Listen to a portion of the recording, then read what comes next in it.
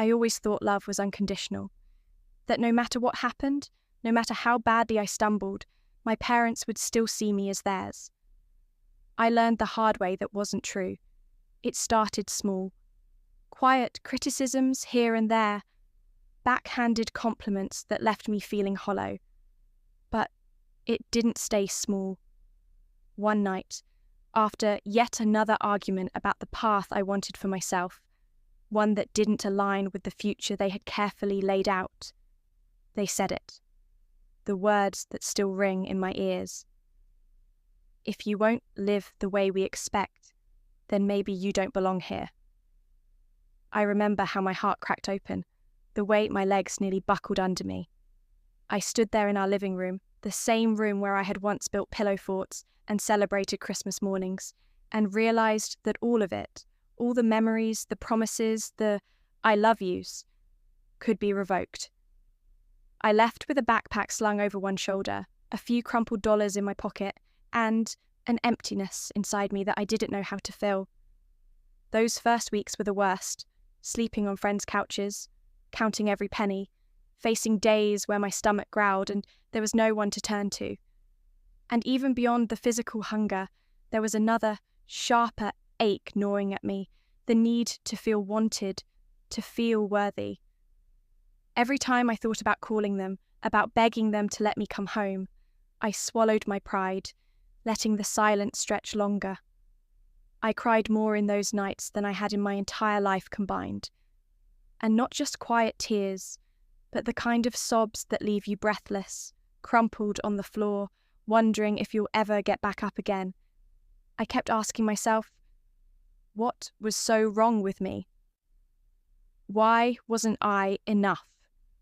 The voices of self-doubt screamed louder than anything else, telling me I was unlovable, disposable, a disappointment. Sometimes I dreamed that they called me, told me they missed me, begged me to forgive them. I would wake up gasping, reaching for a phone that stayed stubbornly silent. The world moved on without me, while I remained frozen in that first heartbreak. It would have been easy to give up then, to fold into the belief that maybe they were right about me, to accept that I was worthless. But somewhere, deep, deep down, a tiny ember of anger flickered, and with it, something else, a stubborn, raw determination. That ember inside me, that stubborn anger started to grow, not into rage, not into something destructive, but into something sharper, clearer, a promise to myself, I will not let this define me. I remember sitting alone one evening, a threadbare blanket wrapped around my shoulders, the streetlights outside flickering against the walls. It hit me. If they didn't believe in me, I would believe in myself. If they didn't want me, I would want myself. I didn't need to be loved to be worthy. That thought became my anchor. I stopped waiting for someone to rescue me. I stopped hoping for a text message that wasn't coming. Instead, I pulled out a cheap notebook I'd bought from the dollar store and scribbled 3 words at the top of a blank page. Prove them wrong. It wasn't about revenge. It wasn't about making them hurt the way they made me hurt. It was about becoming the person I knew I could be, even if no one else could see her yet. I made a plan, messy and ambitious and maybe a little desperate. Step 1, get a job, any job.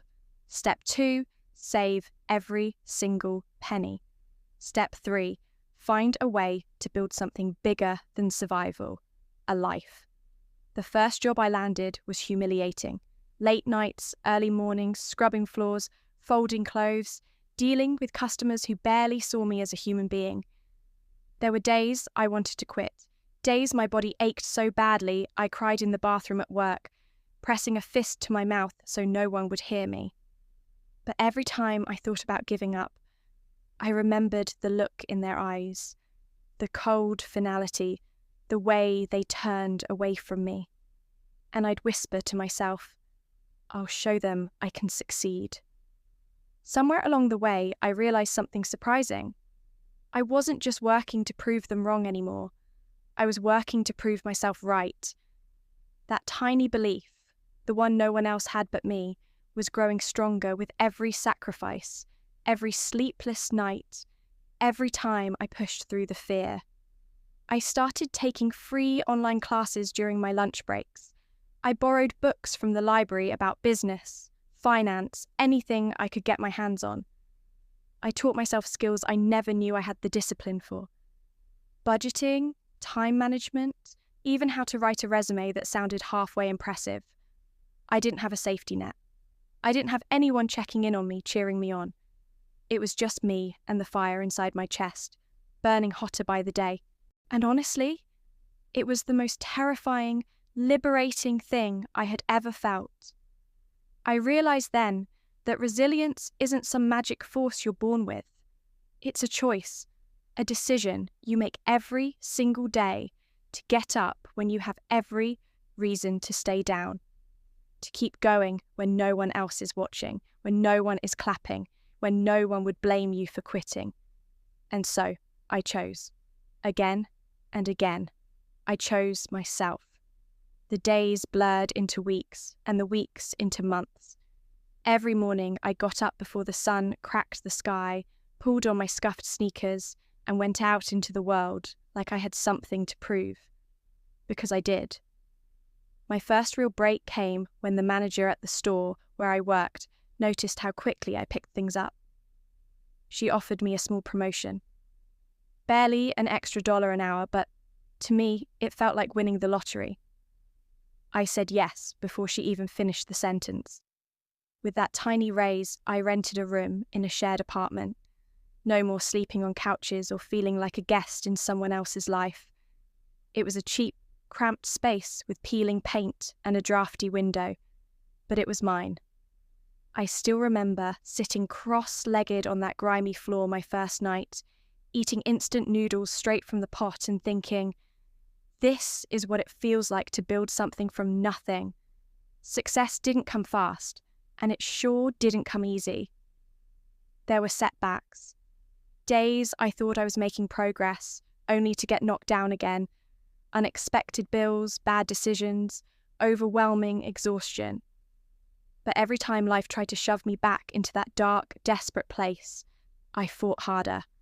I started a side hustle offering freelance administrative work to small businesses. At first, it was laughable, juggling spreadsheets and cold emails after grueling shifts at the store. But slowly, little by little, I got better. A few clients turned into steady work. Steady work turned into more confidence. And more confidence turned into bigger dreams. I didn't just want to survive anymore. I wanted to thrive. I wanted to build something so solid that nothing, not even rejection, not even heartbreak, could ever take it away from me again. I saved ruthlessly. Every dollar that wasn't paying rent or buying groceries went into my growing dream.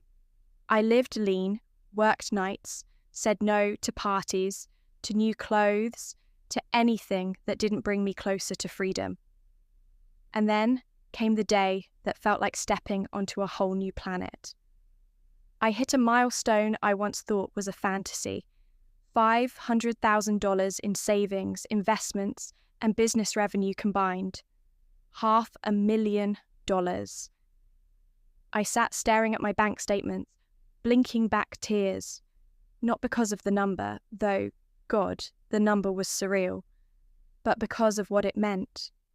Every sleepless night, every tear, every lonely birthday, every whispered promise to myself when nobody else believed. It wasn't about the money. It was about the proof. Proof that I was capable, that I was enough, that I didn't need anyone's permission to become something extraordinary. And just when I thought I could finally breathe, just when I thought I closed the door on that broken chapter of my life, the past came knocking. It happened on a rainy afternoon, the kind where the sky feels too heavy to hold itself up. I had just finished a client call, sipping cold coffee in my tiny but sunlit office, when my phone buzzed. A number I didn't recognize. I almost ignored it. I almost let it ring into silence, the way I had learned to do with anything that smelled like the past. But something inside me, stubborn curiosity maybe, made me answer. And there they were, my parents. Their voices sounded different somehow, thinner, unsure, not the ironclad certainty I had grown up fearing. There was a long pause before my mother spoke, her voice cracking around the words. "Lila, we're sorry." I sat there, frozen. The words echoed against every wall I had built inside me. They told me they missed me, that they had been wrong, that they wanted me to come home, to be part of the family again. They said they were proud of me, that they had heard about my success, about what I had made for myself. My father, who once could barely say my name without tightening his jaw, even added, "We didn't know how strong you were." I didn't know what to say. I felt everything at once. Relief, anger, sadness, hope, rage. The little girl inside me wanted to run to them, to forget it all, to finally feel their arms around her again. But the woman I had become sat very still, heart pounding, eyes burning.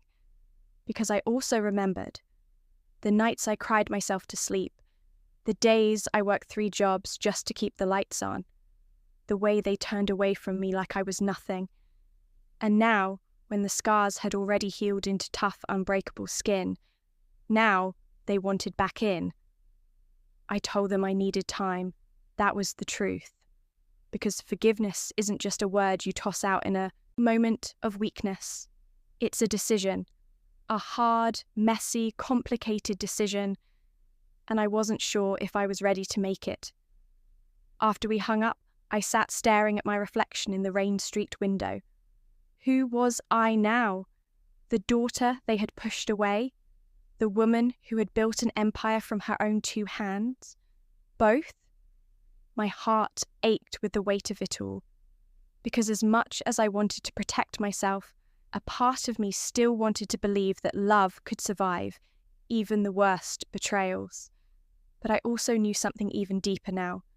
Whether they accepted me or not, whether they stayed or left again, I would be okay. Because I had already done the hardest thing in the world. I had learned how to love myself. And no apology, no tearful phone call, no offer to come home could take that away from me. After the call ended, the world seemed unnervingly quiet. I sat there for what felt like hours, just breathing, thinking, feeling the old wounds tingle beneath the surface of my skin. I thought about the little girl I used to be, desperate for approval, bending herself into shapes that weren't her own just to be loved. And I thought about the woman I had become, standing tall on ground she'd claimed with blood, sweat, and the kind of tears that no one else ever saw. What did I owe them now? What did I owe myself? Forgiveness tugged at me, soft and stubborn. Not because they deserved it. Maybe they did, maybe they didn't. But because I deserved to be free. I deserved to unclench the fists I had been carrying around my heart for far too long. But forgiveness didn't have to mean going back. It didn't have to mean opening every door, every scarred-over place. Forgiveness could mean peace, without forgetting who I was or what it had cost me to survive. I weighed everything carefully, like a jeweler studying a precious stone for cracks. Their apology mattered. It did. But it didn't erase the years of silence, the ache of walking through life without them. It didn't erase the nights I had fought my way through loneliness that could have swallowed me whole.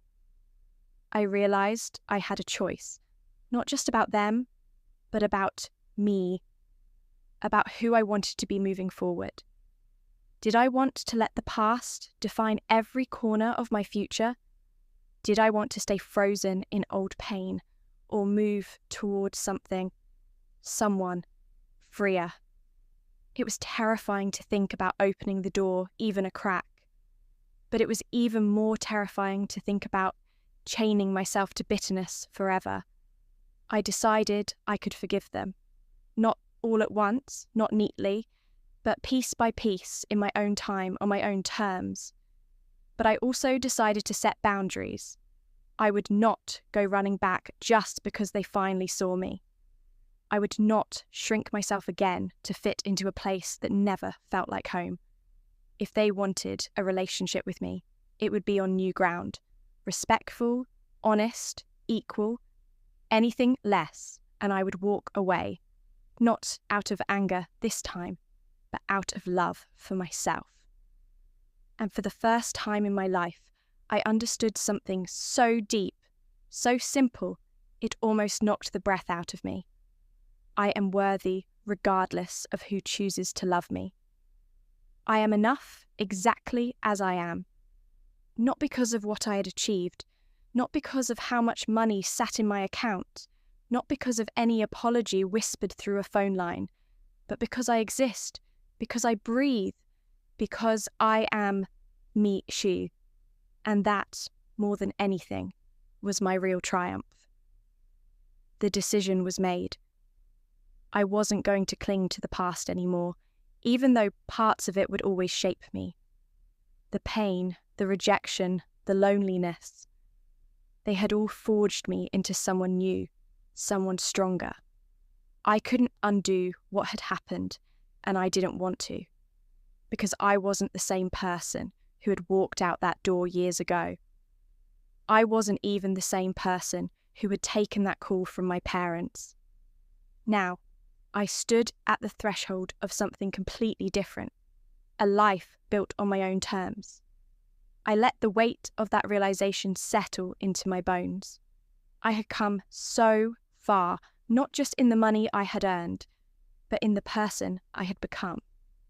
I had proved to myself that I could rise from the ashes of rejection, that I could take every hit life threw at me and still find a way to keep moving forward. I had learned how to build a foundation strong enough to stand on my own. I had learned that my worth didn't come from anyone else's validation, but from my ability to stand tall in the face of every storm, every doubt, and every setback. I was no longer a girl who needed someone to rescue her. I was a woman who knew how to save herself. I still thought about my parents. I thought about them often, but the sharp edges of pain had softened over time. I knew that my decision wasn't about whether I would ever see them again or if they would ever truly understand what I had gone through. It wasn't about waiting for them to give me what I needed. It was about me, finally, accepting that I could give myself everything I ever needed. I didn't have all the answers. I didn't know what my future looked like, but I knew one thing. It was mine to create, and that was enough. My business was thriving, and I had expanded it into a full-fledged company with a small but dedicated team.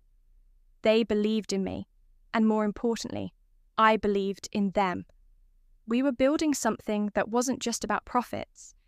It was about community, about empowering each other to rise higher than we ever thought possible. I still set aside time for myself, for the small moments of joy that made everything worth it.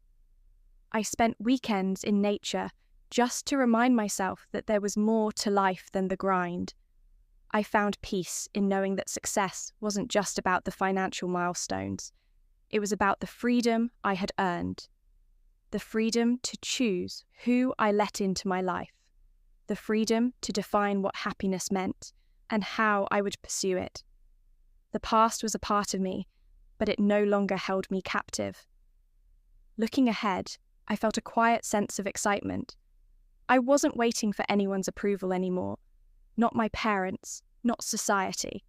I had learned to trust myself, to rely on my own instincts, and to keep moving forward, no matter what. I was ready for whatever came next, knowing that I had already weathered the hardest storms. The rest I could handle. I had built my future, and it was beautiful. not perfect, but beautiful. And that was enough.